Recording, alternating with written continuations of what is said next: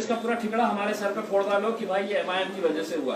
अपने अंदर झांकिए, अपने अंदर देखिएगा कि हमारी गलतियां क्या हो रही है कि आज पूरा मुस्लिम समाज जो है वो कांग्रेस से दूर चला गया है या दूर जा रहा है, और वो कहता है कि उन्हीं की मांग है कि एमआईएम पार्टी ने आना चाहिए।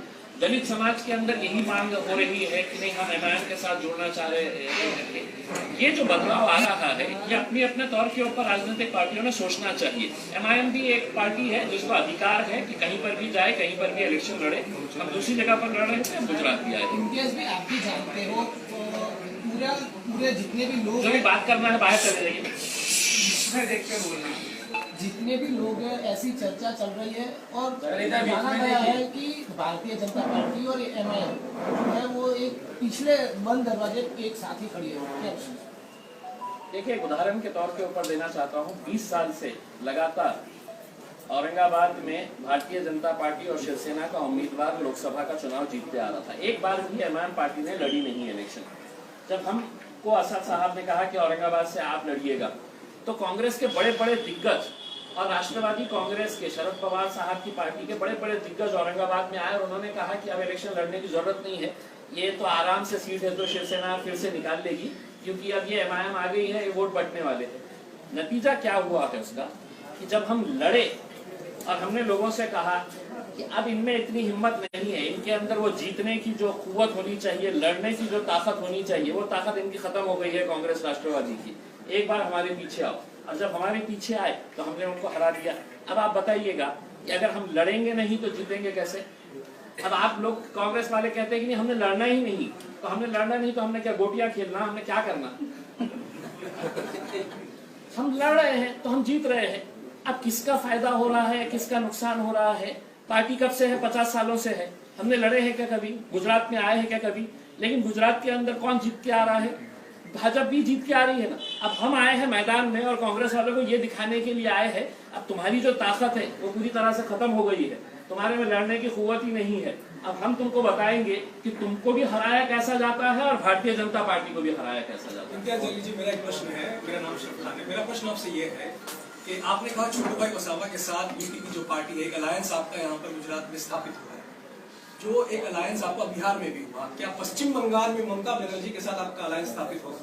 असद अवैसी साहब अभी गए हुए हैं। देखिए, एक बात आपने समझ लेना चाहिए कि अब राजनीतिक पार्टियां जो है वो एमआईएम पार्टी को बहुत हल्के में नहीं ले रही है। जैसा ये था कि बिहार में जब हम गए तो सबने यही कहा, मीडिया के ऊपर स्टोरी चलाई गई कि अब ये बिहार के अंदर भी आ गए। बिहार में भाई 250 सीटों में से अगर 20 सीटें भी जहां पर हम ताकत रखते हैं वहां पर अगर हम नहीं लड़ेंगे तो फिर हमने क्या करेंगे? हमने लड़े, तब हमको जाकर वहां पर कामयाबी मिली।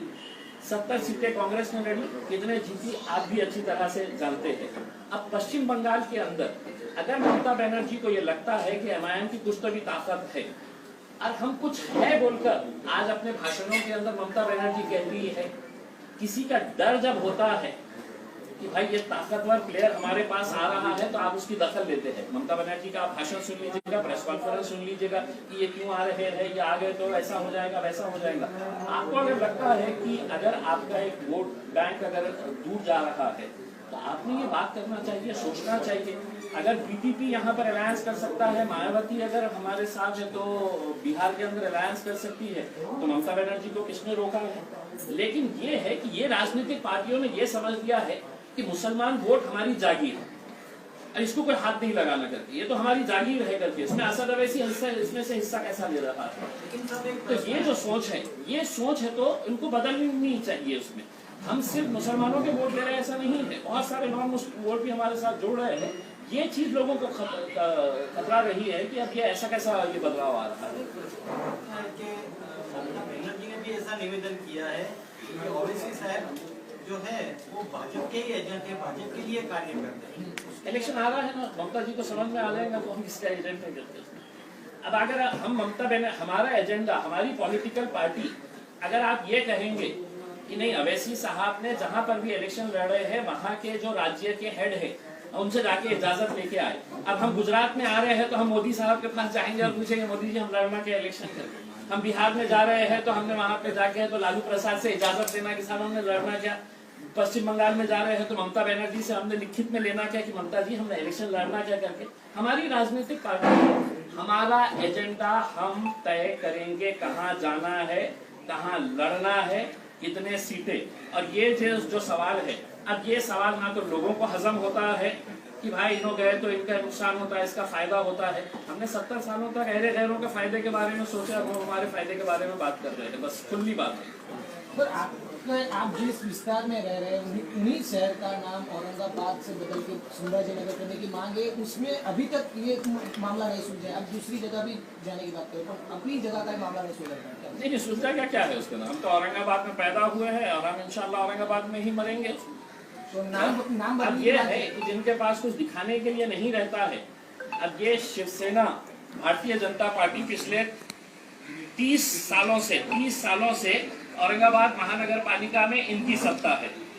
इलेक्शन जब भी आया, चाहे वो लोकसभा का इलेक्शन आए, चाहे वो विधानसभा का आए या महानगर पालिका का इलेक्शन आए, इलेक्शन आया कि छत्रपति शिवाजी महाराज की जय, संभाजी महाराज के नाम के ऊपर शहर का नाम रख दो। वहां के लोग बोल रहे हैं साहब पानी का क्या होता है, पानी 8-8 दिन क्यों आ रहा है, 30 साल से आप सत्ता में बैठे हुए हैं, साहब मेरे घर की सड़क क्यों नहीं बनाई गई है। तो बोले नहीं, सड़क पानी ये वो सब आप बात मत करो, हम तो शहर का नाम बदलने वाले हैं। हमारा ये कहना है कि इस मुल्क के अंदर जहां जहां भी इस तरह की हरकतें जो हो रही है वो सिर्फ मन भटकाने के लिए ये एक षड्यंत्र रचा जाता है कि मन भटका दो लोगों को, है तो बहकावे में लेके आ जाओ। हिंदुस्तान के अंदर रहने वाले जितने भी लोग हैं वो बड़े भावनिक होते हैं, अरे संभाजी महाराज के नाम का विरोध हो रहा है। नहीं, हम साफ तरीके से बताना चाहते हैं कि इस मुल्क के अंदर जितने भी बड़े बड़े नेशनल हीरोज हैं, चाहे वो बाबा साहब अम्बेडकर हो, छत्रपति शिवाजी महाराज हो, संभाजी महाराज हो, हम इनका पूरा आदर करते हैं, गर्व है हमें इन लोगों के ऊपर। लेकिन ये राजनीतिक पार्टियां जो इतने बड़े बड़े नेशनल हीरोज को सड़कों का नाम दे दो, शहर का नाम दे दो, छोटा कर दे गए हैं। और इसलिए कर रहे हैं कि इनको दिखाने के लिए इलेक्शन में कुछ नहीं है कि जब लोग जाएंगे और आपसे पूछेंगे कि साहब मेरे पास सड़क क्यों नहीं बन रही है, मेरे पास गंदगी क्यों पड़ी रहती है, मेरे पास कचरे का ढिगार क्यों पड़ा रहता है, तो बोलेंगे कि नहीं अब ये मुद्दा नहीं। अब मुद्दा जो है वो आप 30 साल से है ना, आप 20 साल से अगर महानगर पालिका के अंदर रहने के बाद भी अगर ये सब सुविधाएं नहीं दिए और फिर जब इलेक्शन आया, आप रिकॉर्ड निकाल के देख लीजिएगा। मैं आपको एक रिक्वेस्ट करूंगा पत्रकारों को कि इससे 5 साल पहले का मुद्दा संभाजी नगर, असेंबली का इलेक्शन आया संभाजी नगर, लोकसभा का, तो ये सिर्फ भटकाने के लिए। लेकिन अब लोग बहुत होशियार, क्योंकि सोशल मीडिया के दौर में हम सब रह रहे थे, अब यंगस्टर बहुत होशियार हो गया है, वो इन बातों के अंदर नहीं आने वाला। सर एक प्रश्न है, ओवैसी साहब जब भी बोलते हैं किसी भी पक्ष के बारे में तो हिंदुत्व का कार्ड लेके लड़ रहे हैं चुनाव, तो आप क्या गुजरात में मुस्लिम कार्ड लेके लड़ेंगे? सर मैंने तो आपको पहले ही साफ कह दिया है, मेरा रिकॉर्ड हो गया है, कैमरे के अंदर भी दर्ज हो गया है मैंने क्या कहा है करके। हम कहीं पर भी ये नहीं कह रहे, हम तो मैंने आपको पहले ही कहा कि हम मोहब्बत का पैगाम लेकर, हम जाति धर्म मजहब से ऊपर उठकर ये इलेक्शन जो है ये लोगों के मसलों के ऊपर खड़ा किया जाता है इसके अंदर। हाँ ये सही बात है कि आपको लगता है कि असदुद्दीन अवैसी साहब आ रहे हैं तो ये मुसलमानों के नेता, मुसलमान उनको पसंद करते हैं, उनसे मोहब्बत करते हैं, इसलिए पसंद करते हैं कि उनको जगह यहाँ पर गुजरात में मिलती ही नहीं, हम यहाँ पर आते ही नहीं। अगर जिन लोगों ने जिनके ऊपर भरोसा किया था, जिन पार्टियों के ऊपर, अगर वो उनके साथ इंसाफ करती तो हमारे को जगह ही नहीं थी यहाँ पर आने के लिए। लोग खुद कहते हैं आप क्यों आए हैं यहाँ पर तो हमारी नुमाइंदगी है, तो ये साहब कर रहे हैं, वो साहब कर रहे हैं। सर अब इसका एक प्रश्न है, बेटा प्रश्न है, अभी आपने बताया कि आपका मुद्दा अलग है, मुस्लिम कार्ड नहीं है, बराबर, तो ये 370 की जो कलम है उसका विरोध ओवैसी साहब क्यों कर रहे थे? क्या आप मानते हैं वो गलत है या सही है? बिल्कुल 100% हम ये मान रहे थे कि हमने विरोध किया था और आज भी हम इस बात का विरोध कर रहे हैं। देखिए ये देश जो है ये डेमोक्रेटिक कंट्री है, ये यहाँ पर लोकतंत्र है, यहाँ पर हुकुमशाही नहीं है। हमने विरोध किस बात का किया था आप अच्छी तरह से देखिए, फिर हमको डिस्टॉर्ट किया जाता है कि एमआईएम वालों ने किया है। हमने ये कहा कि जम्मू एंड कश्मीर के अंदर एक असेंबली है और असेंबली के अंदर कौन जाता है, वो विधायक बैठते हैं जिनको जनता चुनकर वहां पर भेजती है कि तुम ये फैसला करो कि क्या होने वाला है करके, मेरे ताल्लुक से, हमारे राज्य के ताल्लुक से। अगर आप उसको बाईपास कर देंगे और ये कहेंगे कि नहीं अब हमारे पास तो 300 का आंकड़ा है, 300 से ज्यादा हमारे एमपीज है, अब हम कुछ भी फैसले करेंगे करके, तो हमने विरोध इस बात के लिए किया था कि आप जम्मू एंड कश्मीर की असेंबली के अंदर इसको पहले पास करो। जो प्रोसीजर था जो कई सालों से हमारा जो एक नियम बना हुआ है वो नियम के हिसाब से करो। लेकिन अगर मोदी साहब और अमित शाह साहब कहेंगे कि नहीं साहब अब तो हमारे पास आंकड़े हैं, हम कुछ भी कर डालेंगे और कुछ भी बोलेंगे, तो ये देश जो है लोकतंत्र के हिसाब से चलता, हुक्मशाही के हिसाब से नहीं। लेकिन अनफॉर्चुनेटली हम हर रोज देख रहे हैं कि इस देश के अंदर एक हुक्मशाही का माहौल हो गया है कि हमने बोल दिया अब वो पत्थर की लकीर हो गया है करके। तो नहीं, सत्ता में तो कहीं लोग आते हैं, कहीं जाते हैं, जो ऊपर जाता है उसको नीचे आना पड़ता है, और ये सरकार भी आएगी इंशाल्लाह। इम्तियाज जलील जी, आपने कहा कि इस चुनाव लड़ना आपका संवैधानिक अधिकार है। मेरा एक प्रश्न है, हैदराबाद में अभी चुनाव हुए जहां पर भाजपा का कोई गढ़ नहीं था, पर भाजपा उभर के वहां पर आई है। क्या आपको नहीं लगता हैदराबाद में कुंभे में कहीं ना कहीं फूट हो रही है? नहीं, देखिए मतलब हैदराबाद का इलेक्शन जो था वो महानगर पालिका का इलेक्शन था। महानगर एग्जिस्टेंस नहीं था बीजेपी का, सिंगल लार्जेस्ट पार्टी बनी वहाँ पे। नहीं, लेकिन उस तर्क, अगर यही तर्क अगर लगाया जाए तो वही तर्क है। तो 2 महीने 3 महीने के बाद आप भी कहेंगे गुजरात में तो मजलिस का कोई वे ही नहीं था, इतनी ज्यादा सीटें कैसे आ गई है।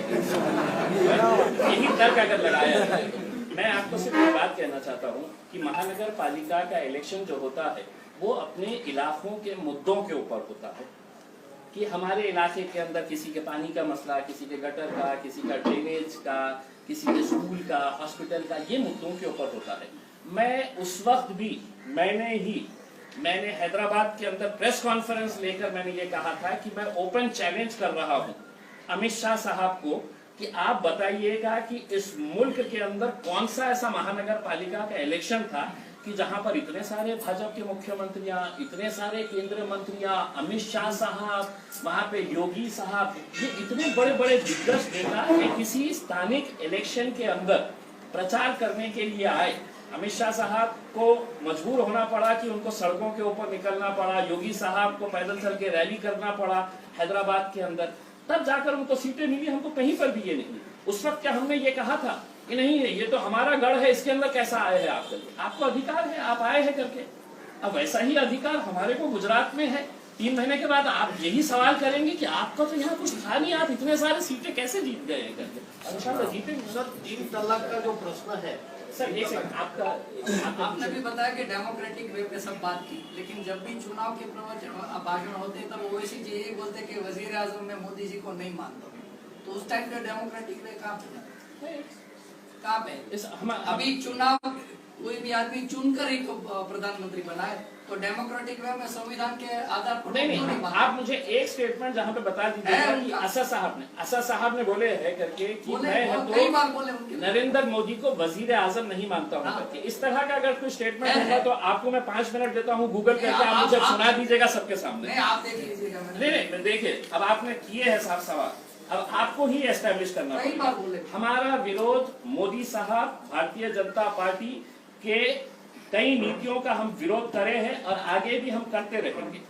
लेकिन अगर कोई डिस्टॉर्ट करके आप ये बता दीजिएगा इस देश के अंदर कानून है नहीं है इसके, अगर कहीं पर भी, अब कल के दिन ही पता चला है कि कोई एक आर्टिस्ट बंबई में मध्य प्रदेश के अंदर गया था, उसको जेल के अंदर डाल दिया है करके। उसमें अगर असदुद्दीन अवैसी साहब अगर कुछ इस तरह का बयान कर रहे हैं तो भारतीय जनता पार्टी के पास तो इतनी बड़ी टीम है और उनका काम ही ये है उसके अंदर इसके खिलाफ वो कर डालो, उसके खिलाफ, तो क्यों नहीं कंप्लेन किया असदुद्दीन अवैसी साहब के खिलाफ कि इनके ऊपर FIR रजिस्टर होना और इनको भी जेल में डालना चाहिए करके। भाई जो चीज अगर इस देश के अंदर अगर कोई संविधान के हिसाब से चल रहा है और जो संविधान की भाषा कर रहा है पूरे देश में, तो सिर्फ एक ही आदमी है और उसका नाम है बैरिस्टर असदुद्दीन अवैसी। आपको पसंद आए ना आए, लेकिन हकीकत यही है कि पार्लियामेंट के अंदर भी असद साहब जब खड़े रहते हैं, बोलते हैं, तो संविधान के हिसाब से बात करते हैं। लेकिन अगर आप इस तरह से अगर डिस्टॉर्ट करके कि नहीं असद साहब ने ऐसा बोला है, कंप्लेन करिए साहब। मैं तो अभी बोल रहा हूँ कि पुराना स्टेटमेंट भी अगर निकालेंगे तो अभी गुजरात में से किसी को बोल रहा हूँ कि आप जाके कंप्लेन करिए कि असद साहब ने ऐसा स्टेटमेंट किए है। कानून अपना रास्ता इख्तियार करेगा। जलील साहब, एक सेकंड सर, वो 3 तलाक का है, उसके बारे में आपका क्या राय है? तो साहब सही है, अब तलाक खत्म हो गए। आपका ही प्रश्न है सर, आपका ही प्रश्न है। गुजरात में सिर्फ एक ही तलाक हुआ है साहब, वो तलाक छोड़ के बाकी आपके पास जवाब नहीं है कि इसलिए आप ये हंसी मजाक में कर रहे हैं, लेकिन आप मानते हैं कि 3 तलाक सही था या गलत? मैं यही पूछ रहा हूँ सर। देखिए हमने जब ये मुद्दा आया था इसका जमकर विरोध किया था और आज भी हम करते हैं। कुछ मुद्दे ऐसे हैं साहब कि हम समझते हैं कि उसको कानून के तहत आप हल नहीं कर सकते हैं। आप मुझे अगर ये कहेंगे कि साहब ट्रिपल तलाक का मुद्दा है, तो आप मैं कहूँगा कि दहेज नहीं लेने के ऊपर भी कानून बना है, लेकिन दहेज आज भी लिया जाता है, दिया जाता है। ये सामाजिक बुराई है सर। और ट्रिपल तलाक जो है ये एक सामाजिक बुराई है, ये किसी एक जात का मुद्दा नहीं है साहब। ऐसा नहीं है कि सिर्फ मुसलमानों के अंदर तलाक दिया जाता है, हर जाति धर्म के अंदर। और स्टैटिस्टिक्स है सर, डेटा है पूरा उसके अंदर कि क्रिश्चियंस के अंदर कितने, हिंदूज के अंदर कितने, मुसलमानों के अंदर कितने। तो ये एक सामाजिक बुराई है, इसका कानून के तहत नहीं कि कोई मियाँ बीवी के अंदर नहीं बन रही है तो आप उसको मियाँ को जेल के अंदर बंद कर डालेंगे। 2 साल तक है तो उसको कोई बेल नहीं होंगी। 2 साल तक वो औरत बेचारी क्या करने वाली है इसके बारे में कोई नहीं है। हमने तो ये मांग करे थे कि अगर आप कानून बना रहे हैं, अगर शौहर को 2 साल के लिए अंदर डाल रहे हैं, तो बीवी जो है, जो औरत जिसने तलाक ली है, उसके लिए कोई पैकेज आप दीजिएगा। वरना वो औरत कहाँ से ये करेगी कि अपना रोजी रोटी, उसका जो रोजमर्रा का जिंदगी कैसे गुजारेगी। तो ये मुद्दे थे, उसका हमने विरोध किया था साहब, और आज भी हमारा ये विरोध कायम है। ये डेमोक्रेसी की